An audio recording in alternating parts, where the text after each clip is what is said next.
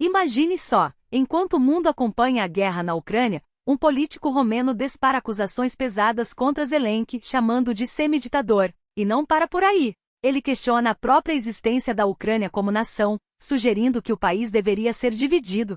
Mas será que essas declarações têm fundamento ou são apenas jogadas eleitorais baratas? Enquanto isso, nos bastidores, Trump muda sua estratégia para a Ucrânia e coloca a Europa no centro do palco.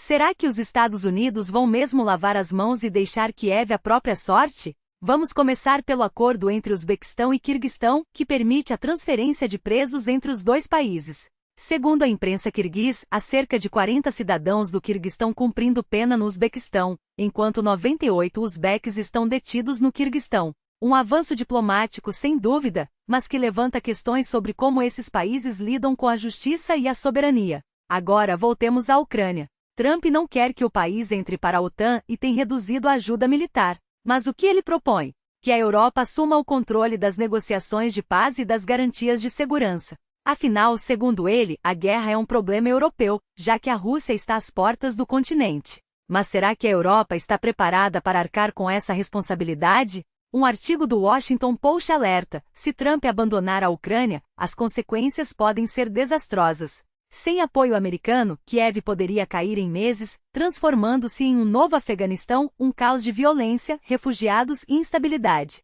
Além disso, outros adversários dos Estados Unidos poderiam se sentir encorajados, vendo Washington como um aliado pouco confiável. E o pior, países europeus, temendo o abandono americano, poderiam até acelerar seus programas nucleares. Mas e se Trump simplesmente cortar a ajuda militar? Segundo análises do Instituto Dinamarquês de Estudos Internacionais, sem o apoio dos Estados Unidos, as forças russas poderiam tomar Kiev já em 2026 e avançar até as fronteiras da OTAN. Um cenário aterrador, não é? Enquanto isso, na Romênia, o político Clin Georgescu não poupa críticas a Zelensky. Ele acusa o presidente ucraniano de ser um semi-ditador, que prioriza interesses pessoais em vez do bem do país. Georgescu também questiona a corrupção em Kiev, perguntando quantos milhões de euros da ajuda europeia foram desviados desde o início da guerra. E vai além. Por que Zelensky não permite eleições livres? Será que tem medo do que o povo diria? A reação do Ministério das Relações Exteriores da Ucrânia foi dura, chamando as declarações de provocativas e perigosas. Mas Georgescu não recuou. Ele argumenta que suas palavras refletem o sentimento de muitos romenos na Ucrânia, que se sentem desrespeitados em sua cultura e história. Uma tensão diplomática que só aumenta. E o que dizer do acordo militar secreto entre Rússia e Uzbequistão? Os dois países assinaram um plano de cooperação para 2025, com 50 ações conjuntas, incluindo treinamentos, troca de tecnologia e exercícios militares. Mas por que tanto sigilo? Analistas alertam: o Uzbequistão pode estar se metendo em uma armadilha. As armas russas são ultrapassadas e depender de Moscou para suprimentos e manutenção pode deixar o país vulnerável. O ex-diplomata uzbeque Sanjar Umarov não tem dúvidas: esse acordo não trará benefícios reais. Pelo contrário, pode enfraquecer nossas forças armadas e nos tornar reféns da Rússia. Uma crítica contundente que levanta uma pergunta incômoda: até que ponto o Uzbequistão está disposto a arriscar sua soberania em troca de uma aliança duvidosa? E você, o que acha? Os Estados Unidos deveriam abandonar a Ucrânia? Zelensky é mesmo um ditador? E o acordo entre Rússia e Uzbequistão, uma jogada inteligente ou um erro estratégico? Deixe sua opinião nos comentários. E não se esqueça, curtir, compartilhar e se inscrever ajuda a manter esse debate vivo. Até a próxima! Como bem apontou o especialista, ao contrário de outras nações da Ásia Central, como o Quirguistão e o Cazaquistão, que não hesitam em firmar acordos militares de médio prazo com Moscou, o Uzbequistão escolheu um caminho diferente. Um caminho de prudência, de autonomia, de recusa em se submeter aos blocos político-militares que sufocam a liberdade dos países menores. O Uzbequistão não faz parte da OTSC, a Organização do Tratado de Segurança Coletiva, nem da União Econômica Eurasiática, dois instrumentos de influência russa na região. E por quê? Porque Tashkent entende que em um mundo onde as alianças são cada vez mais fluidas, a verdadeira soberania não se mede pela proximidade com uma potência, mas pela capacidade de dizer não quando necessário. Mas nem todos concordam.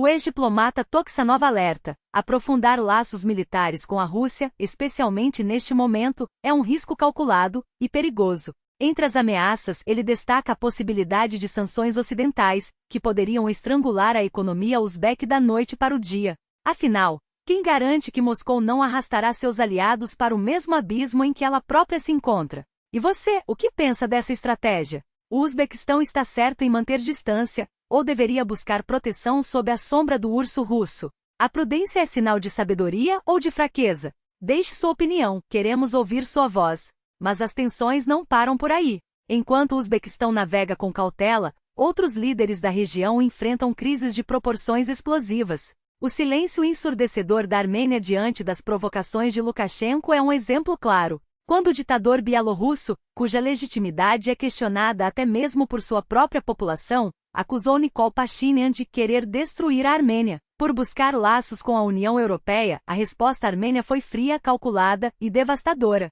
Meu diálogo com Lukashenko acabou. Não tenho mais nada a discutir com ele. Foi assim que Pashinyan encerrou o assunto, deixando claro que não desperdiçará energia com quem não merece respeito. E não é para menos, Lukashenko, que apoiou abertamente o Azerbaijão durante a guerra em Nagorno-Karabakh, agora tenta culpar Pashinyan por uma crise que ele mesmo ajudou a alimentar. Mas a Armênia não está parada. Em um movimento surpreendente, Yerevan sinalizou disposição para dissolver o grupo de Minsk da OSCE, o fórum internacional criado para mediar o conflito em Karabakh, se o Azerbaijão declarar de uma vez por todas que não tem mais reivindicações territoriais contra a Armênia. Uma jogada arriscada, mas que mostra que Pashinyan está disposto a pagar o preço da paz, mesmo que isso signifique abrir mão de mecanismos internacionais de proteção. E aí, você acha que a Armênia está fazendo a escolha certa? Ou será que ceder às pressões do Azerbaijão e da Rússia só enfraquecerá ainda mais sua posição? A diplomacia armênia está sendo corajosa ou temerária? Compartilhe sua análise, seu ponto de vista pode mudar a forma como enxergamos essa crise. Se você chegou até aqui, meu muito obrigado. Sua atenção é o que torna esse debate possível. Mas não pare por aí, curtir, compartilhar e se inscrever são atos simples que fazem toda a diferença. Eles ajudam a levar essas discussões para mais pessoas, amplificam vozes que precisam ser ouvidas e garantem que conteúdos como este continuem sendo produzidos. E se você quiser ir além, considere apoiar o canal. Um patrocínio, um obrigado na plataforma ou até mesmo um comentário construtivo são formas poderosas de contribuir. Cada gesto de apoio é um passo a mais na construção de um espaço onde a informação de qualidade não é privilégio, mas direito. Até a próxima, porque o mundo não para e nós também não.